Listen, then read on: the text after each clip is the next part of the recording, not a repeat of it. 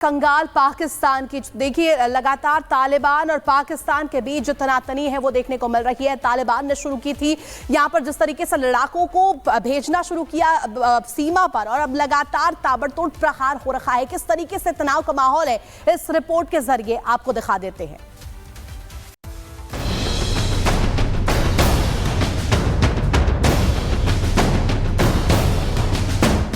T का मतलब terrorism. पाक को भारत का करारा जवाब। T for tango. जहां तक इंडिया है, it takes two to tango. I think ये वन वे नहीं हो सकता कि हम तो सब कुछ कर दे। तो अगर गुडविल उधर से होगी और हम भी तैयार हैं, लेकिन it has to be both sides. T का मतलब terrorism. Pakistani Deputy Prime Minister and Foreign Minister. There I would like to refer to tango. The relevant word T. The relevant T word there is terrorism and not tango. Bharat और पाकिस्तान में जुबानी जंग एक बार फिर तेज हो गई है। पाकिस्तान टी फॉर टैंगो तो भारत टी फॉर टेररिज्म बता रहा है, और इसी टी को लेकर टी फॉर तकरार हो रही है। पाकिस्तान भारत को आंख दिखाने का कोई मौका नहीं छोड़ता। 2 दिन पहले पाकिस्तान के विदेश मंत्री इशाक डार ने भारत से रिश्ते खराब होने का ठीकरा भारत पर ही फोड़ दिया। कहा, कोई भी रिश्ता एक तरफा नहीं हो सकता। बेहतर संबंधों के लिए हमेशा 2 लोगों की जरूरत होती है। उन्होंने इसे टी फॉर टैंगो रिलेशन करार दिया। जहां तक इंडिया है, it takes two to tango. I think ये वन वे नहीं हो सकता कि हम तो सब कुछ कर दे। तो अगर गुडविल उधर से होगी और हम भी तैयार हैं, लेकिन it has to be both sides. Ishaq Dar के इस बयान पर भारतीय विदेश मंत्रालय ने ऐसा जवाब दिया कि अब इशाक डार कभी ऐसी बात नहीं करेंगे। विदेश मंत्रालय ने उन्हें टी का सही मतलब समझाया। इशाक डार के बयान पर जब विदेश मंत्रालय का रिएक्शन पूछा गया तो उन्होंने सीधे शब्दों पर पाकिस्तान से दोस्ती न होने की वजह बता दी। विदेश मंत्रालय के प्रवक्ता रणधीर जायसवाल ने कहा, भारत सालों से कहता रहा है कि पाकिस्तान के साथ रिश्ते सिर्फ एक शर्त पर सुधर सकते हैं, जब वो आतंकवाद का साथ छोड़ेगा। उससे पहले किसी तरह की बातचीत की कोई गुंजाइश नहीं है। Pakistani Deputy Prime Minister and Foreign Minister. There I would like to refer to tango. The relevant word T. The relevant T word there is terrorism and not tango. Pulwama हमले के बाद से भारत और पाकिस्तान के रिश्ते पर बर्फ जमी है। भारत ने पाकिस्तान के साथ व्यापार और राजनयिक रिश्ते भी कम कर दिए हैं, लेकिन पाकिस्तान अलग ही राग अलापता फिरता है। आपको बता दें कि विदेश मंत्री एस जयशंकर एससीओ समिट में हिस्सा लेने के लिए इस्लामाबाद गए तो पाकिस्तान की उम्मीदें बढ़ गई।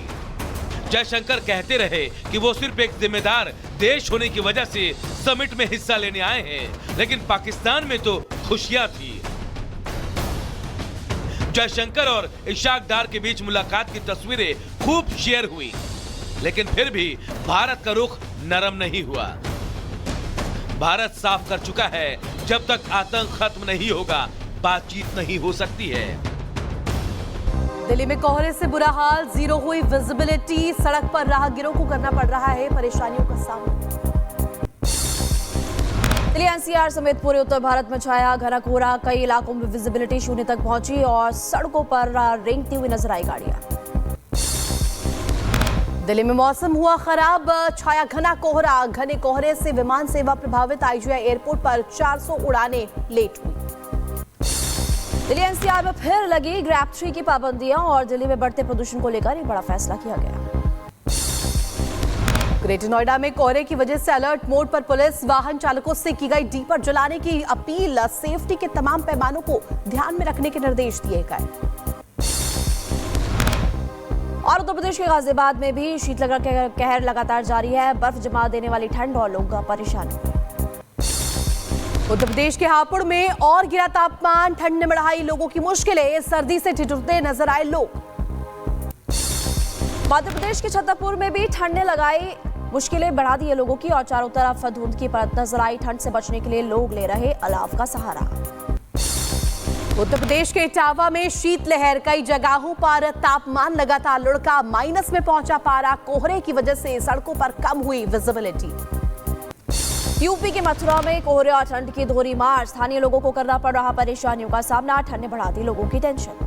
उत्तर प्रदेश के मैनपुरी में भी देखने को मिला कोहरा। धुंध की वजह से वाहनों की धीमी पड़ी रफ्तार, घने कोहरे के चलते लोगों को हो रही परेशानियां।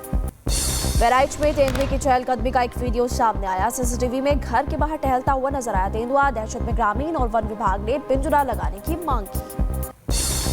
लखीमपुर खीरी में आदमखोर बाघ का आतंक, बाघ ने किया महिला पर हमला। महिला को गंभीर हालत में अस्पताल में भर्ती कराया गया। लखीमपुर खीरी में सड़क पर रेंगता दिखा अजगर और मौके पर पहुंची वन विभाग की टीम ने किया अजगर का रेस्क्यू। अजगर को पकड़कर जंगल में छोड़ा गया। हंगामे के बीच पटना में आज बापू सेंटर पर दोबारा होगा बीपीएससी एग्जाम। इस परीक्षा में करीब 12,000 अभ्यर्थी लेंगे भाग। परीक्षा रद्द करने को लेकर के गांधी मैदान में छात्रों का प्रदर्शन जारी। पटना में बीपीएससी अभ्यर्थियों का प्रदर्शन जारी है। गांधी मैदान में आमरण अनशन पर डटे प्रशांत किशोर और पुलिस ने कहा कि छात्रों से मिलने के लिए तैयार हो सीएम, तब हटूंगा गांधी मैदान से। मुख्यमंत्री का अहंकार इतना है कि वो कह रहे हैं कि हम मिलेंगे नहीं, तो हम लोग की भी जिद है कि उनको मिलना ही पड़ेगा, और नहीं मिलेंगे तो हम लोग भी यहाँ पर डटे हुए हैं, जो करना है कीजिए। पटना में प्रदर्शन और बवाल मामले में कार्रवाई। कांग्रेस विधायक समेत कई लोगों पर एफआईआर। सरकारी कामकाज में बाधा पहुंचाने का आरोप लगाया गया। सरकारी संपत्ति को नुकसान पहुंचाने का आरोप। दिल्ली में आज से ग्रामीण भारत महोत्सव 2025 का आगाज। पीएम मोदी महोत्सव का करेंगे शुभारंभ। 4 से 9 जनवरी तक चलेगा महोत्सव। पीएम मोदी सभा को भी करेंगे संबोधित। प्रधानमंत्री ने अजमेर में ख्वाजा मोइनुद्दीन चिश्ती की दरगाह में भेजी चादर। आज केंद्रीय मंत्री किरेन रिजिजू चढ़ाएंगे चादर। दरगाह के खादिम सलमान चिश्ती ने किया स्वागत। दिल्ली में आज बीजेपी की बड़ी बैठक और दिल्ली चुनाव को लेकर मीटिंग होगी। बैठक में दिल्ली बीजेपी के सांसद भी होंगे शामिल। सीएम आतिशी के खिलाफ कांग्रेस ने अलका लांबा को मैदान में उतारा। कालका जी से चुनाव लड़ेंगी अलका लांबा। दिल्ली में विधानसभा चुनाव की उल्टी गिनती शुरू और अगले हफ्ते ही शुरुआत में हो सकता है चुनाव की तारीखों का ऐलान। सूत्रों के हवाले से खबर। 12 से 14 फरवरी के बीच मतदान की उम्मीद। गृह मंत्री अमित शाह का पोस्टर। मोदी सरकार गरीबों का